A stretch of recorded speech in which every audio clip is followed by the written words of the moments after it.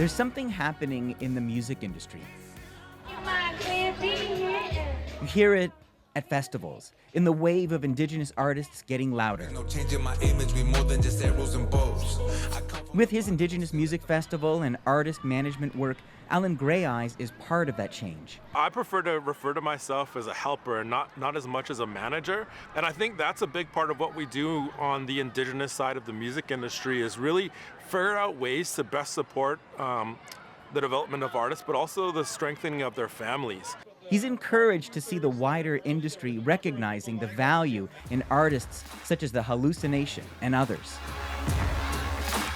They've really blazed a lot of trail. I love seeing what Jeremy Dutcher has done, what William Prince has done, and again, what they've been able to do is transition from discovery acts at music festivals to headliners who can sell tickets. Is that out anywhere? Let's start there. After being systematically shut out of spaces and opportunities, these artists founded Ishkade Records. It was just so painfully obvious that there was such a big gap in the Indigenous artists and the mainstream artists, even, not even mainstream, non-Indigenous artists. Part of the challenge, they say, are non-Indigenous executives with narrow ideas for Indigenous music. I think that there are all of these sounds and all of these ideas that perhaps, a major label doesn't know how to sell yet. And I just propose to all of us that there is more, and we all deserve to hear more.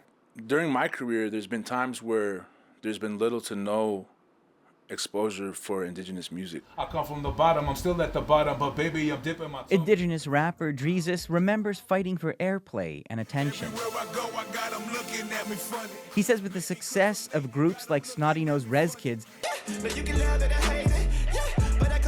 Indigenous labels and mainstream distributors are building bridges. The scene has definitely opened up, and I feel like it has given Indigenous youth and Indigenous artists a lot more confidence in themselves and in their art. As Indigenous artists take control of their own stories and songs. Eli Glassner, CBC News, Toronto.